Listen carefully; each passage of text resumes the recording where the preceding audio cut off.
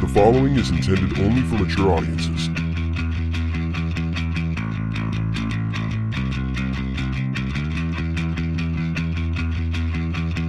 Open your ears and lube up your butthole. It's time for the What Do We Call It podcast. Now, here's your host. It's Jmann. Welcome to the What Do We Call It podcast. I'm Jmann. And I'm number one fan, Tim. Timmy! I'm on Facebook. Last night, I see somebody post something that someone will remain nameless. I'm not mocking them. I just used it as inspiration because it caused me to have some critical thinking. They posted some sort of quote, and I'm just going to read it. I'm not surprised, but I'm really grossed out to see people saying that forgiving student debt would be unfair to people who have paid theirs off. I've been paying for years, and I want young people to be spared this bullshit. How self-absorbed do you have to be to not want better for others? Should we not cure illnesses because it's unfair to people who have died? If you want others to suffer because you've suffered, you're being a fucking asshole and you need to find a seat. Okay, well, Immediate reaction. That's comparing apples to oranges right there. To sit there and say we shouldn't cure disease because people died. It's like, sorry, but it's not like a person had a choice to contract that disease and die.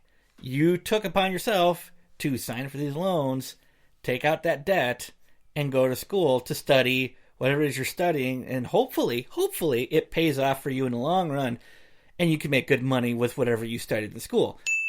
Unfortunately, gender studies people aren't going to make a lot of money, just like people who studied, and my cousins did this, studied tumbling. What? Like acrobatic tumbling. What the fuck? Hi. It was one of the classes they took when they went to college at U of M. Regular college? Not like the Barnum and Bailey Circus College of Regular clownery? college. I remember them talking about the class and showing us some of the shit that they were learning. I was like, this is a college course? And of course, none of them use it. Well, In P.T. fact, I don't Barnum even did know say if any there's of a them- sucker born every minute, and those motherfuckers are some real Well, suckers. their dad paid for their college. I mean, let's face it, my Jesus uncle's Christ. pretty well off.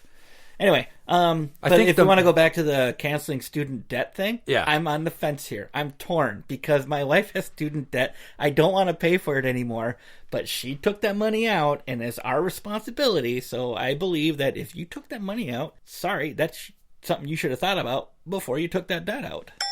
Okay, so what you're talking about is called personal accountability. To put it in the simple phrase, yes. And I think what the person who wrote this originally was thinking is they're comparing basically suffering.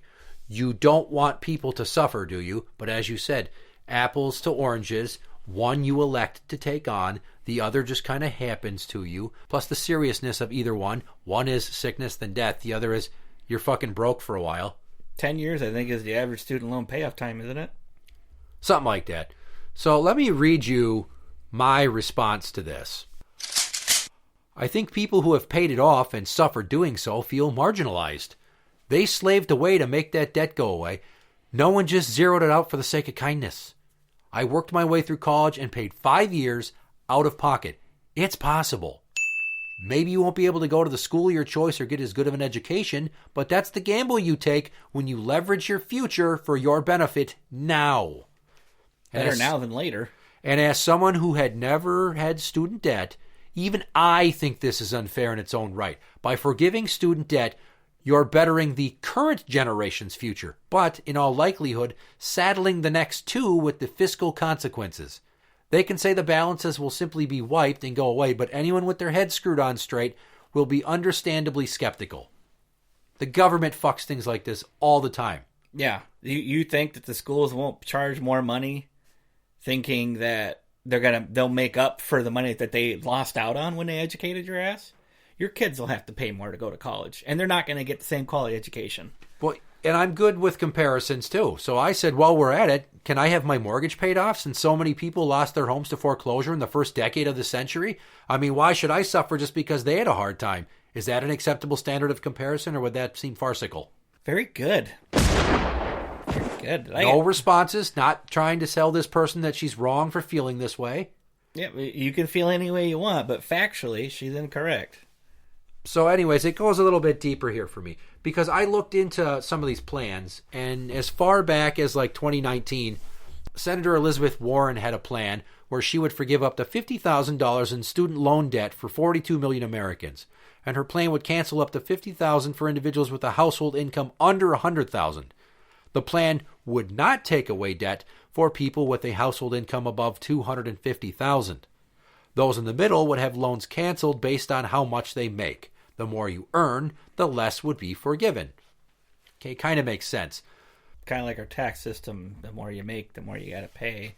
The more you owe versus what you make, the more you don't have to pay back. And then you have, fucking crazy Thanksgiving Day dinner table conversation guy Bernie Sanders who wants, we're going to make all the colleges free, and we're going to get rid of all the student debt, and we're going to find some Depends that are fashionable to go with my pants.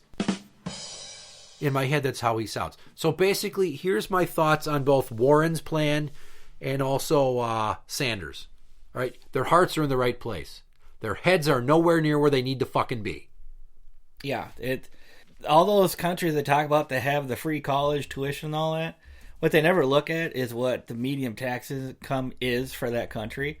And then they're also comparing a small country with nowhere near the college population that we have here. Yeah.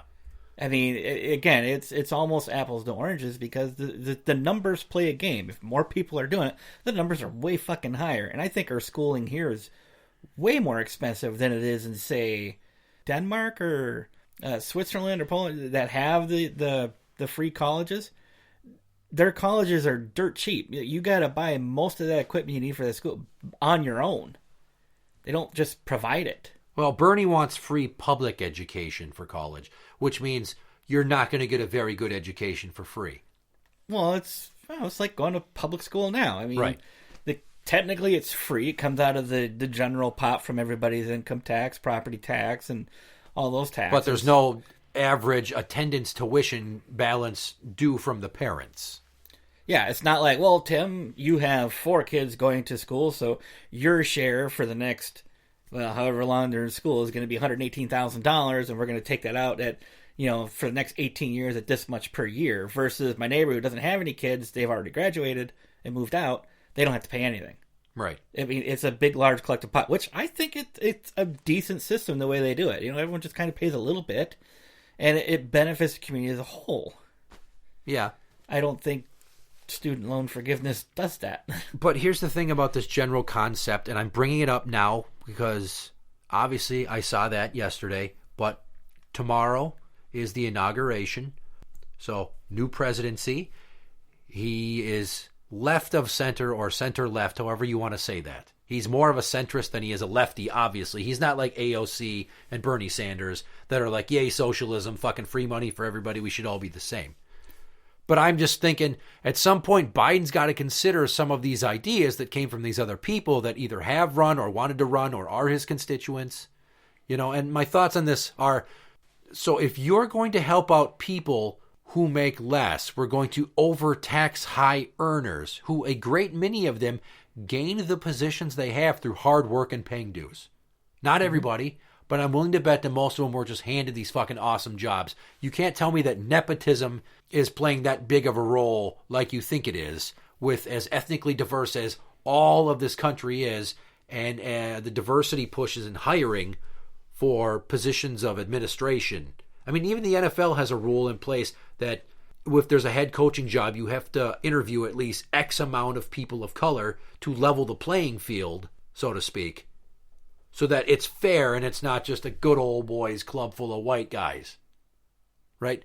And then think of this. My brother-in-law, he's a nurse anesthetist. He busted his fucking ass to get where he is, and he makes fat bank, but he's still paying off student loans, and he's not crying asking for people to fucking forgive his debt. Why? Because he put his nose to the grindstone. He's an intelligent dude. He's responsible, and he knows that he took that money out with the expectation he'd be paying it back. That's how credit works. Yeah, he took a job knowing he could pay that back, even though for the type of job he has, yeah, the student loan is bigger because that's a lot of fucking years of schooling. You got to know your shit to do what he does. He can make enough money to pay that back and still have a comfortable life. Yeah. Like I said, you get those people that study art and gender studies and all the stuff. I'm sorry, there's not a lot of money in those areas to be made. They're feel-good positions, but whatever happened to people taking jobs that actually produce stuff. Or, repair stuff. Technical colleges and all that, The auto trades. mechanic, the trade. I mean, There's an there's extreme a shortage of people tradesmen. like that, and you can make good money doing that shit. You have to be not afraid to work. And what the article that I kind of read, I didn't read the whole thing, because it was talking about how there's a shortage in the trade industry. Mm-hmm. It's basically pointing out, it's just like, because people are trying to take these feel-good office, climate-controlled jobs that, they're a dime a dozen. And there's so many people trying to get into them, it's going to be hard to have a consistent living of them. That's why a lot of people are going to college again, because they realize what they studied can't provide an income, it's not steady work, so they're trying to find something else. Well, on the other side of the coin, I would say that under the plans put forth by both Bernie and Elizabeth Warren, they said that people would have the money that they would spend on student loans to put into the economy, and it would stimulate the economy, and unemployment would drop. I don't know how that works. And then that they would feel compelled to risk going for better jobs, making more money because they have the financial stability to do so. And I'll take it a step further.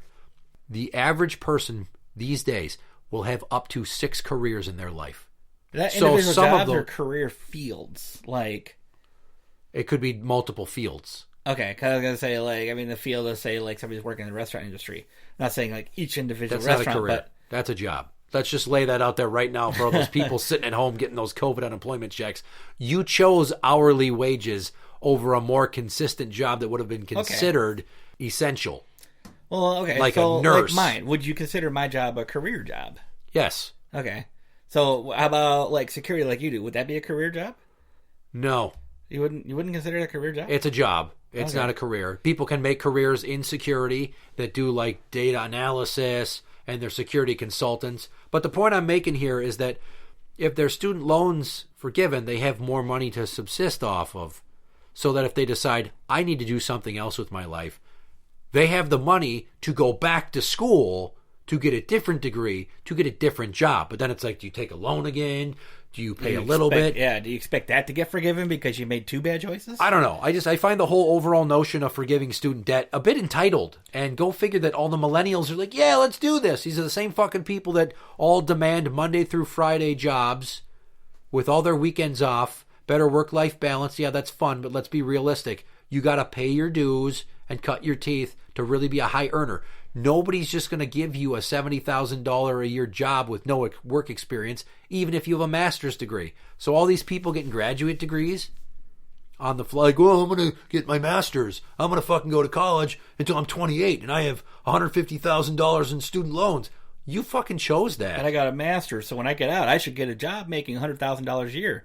But you haven't done shit in that field before, so you're not going to get to be a boss making fat bank in a fucking corner office with sweet-ass hours. That job goes to the person who's already been doing it for 10 years or more. Or the son of the guy that owns the company. Fuck!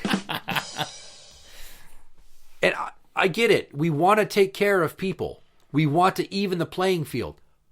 But why is an uneven playing field important, Timothy?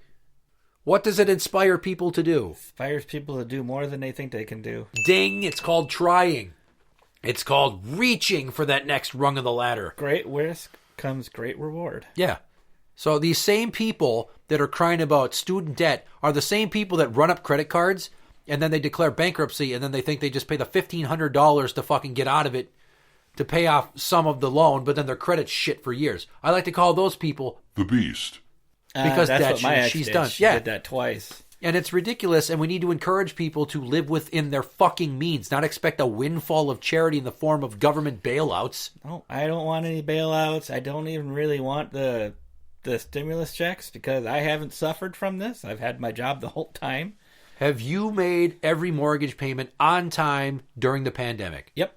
As have I, and we were lucky. Let's give that caveat to people that were not so fortunate. There was some worry that we would have been put on furlough or something where I worked. And the whole time, our job, no. We have shit that needs to get done and it can only get done during the warmer months. And, that's painting, striping, laning, construction, repaving, re-signing. Yeah, we have a certain time to get this done. If they shut us down, this shit ain't getting done and they know it. So I figured my job would be safe And so I was just like, "Oh, you get the stimulus check?" I was like, "I don't really need it. I'm working." You know what I did with my stimulus check? What'd you do? I banked it. You know what I'm going to do with the next one? Bank it. And if we get a third one that adds up to $2,000 total between the second and third, you know what I'm going to do with it? Bank it. Because I live like a pauper knowing that someday I might need that money. Like, I don't know, the 3.5 months that I was out of work by choice so I could take care of my kids while I was dealing with my ex's CPS case. Man, the first one we bought some fun stuff. This one recently, I'm paying off some debt and then banking the rest. So if we do get another one, I can probably just pay off some more debt. There you go. So if we forgive this debt, you're basically penalizing people who have been exceptional. If you wipe student debt at the risk of basically mortgaging our future for our grandkids, because all these bailouts for the pandemic, that bill is going to come up due, right? But what incentive is there for other people to try to strive to be better or best if doing so just means that you're going to pay a shit ton in taxes? And that's so that you can help fund people who didn't stack up. That's why I think socialism is a fucking idiot's plan. So what I'm basically saying is, wouldn't it make more sense to find a way to make education more affordable and not straddle these people with fucking decades of debt? Quit making them learn shit they don't need to learn, okay? A person who's going to go and learn carpentry doesn't need to know psychology. If you go to trade school, I think you focus on the trades. But, like, for instance, when I went to college, it took me 3 years to get a 2-year degree. It was all general education, liberal studies. Then I went to cop school. I could have just gone to cop school. Yeah. Ideally. That would keep the prices down and get people in the fields they want to quicker. And you could have had some sociology and psychology classes mixed in with the curriculum of law enforcement because it benefits me. Yep.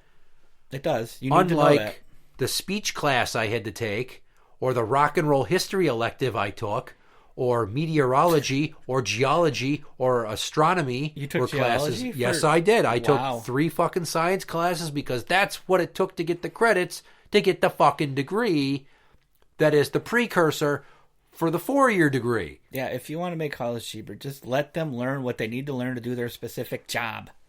They want you to have a well-rounded education to make you a better person, but in reality, they should have a more focused program on teaching you what you want to know for the job, and then it doesn't cost you as much money, but then the university doesn't make as much money. Well, fuck them. They make enough money as it is. But, that's what high school is for. Your well-rounded education. My kids are asking me, why do I got to learn this? Why do I got to learn chemistry? It's like, well, because you might find you're interested in chemistry. They're trying to show everybody in your school a little bit of everything to see what piques your interest, so you know what to study when you get into college, if you go to college. Yeah, and you might someday find out that you have cancer and then have to apply that knowledge to make methamphetamine that you will sell to get fabulously rich and then ultimately lose all that money and end up dead in a barn. Oops, spoiler alert. Aw, bitch. Yeah, but that's the risk you take. Interact with the show on Twitter at What Do We Call It? That is at What Do We Call It? You can find us on Facebook at facebook.com/group/What Do We Call It podcast show. For the What Do We Call It podcast, I'm Jmann. And I'm number 1 fan Tim. And that's the end.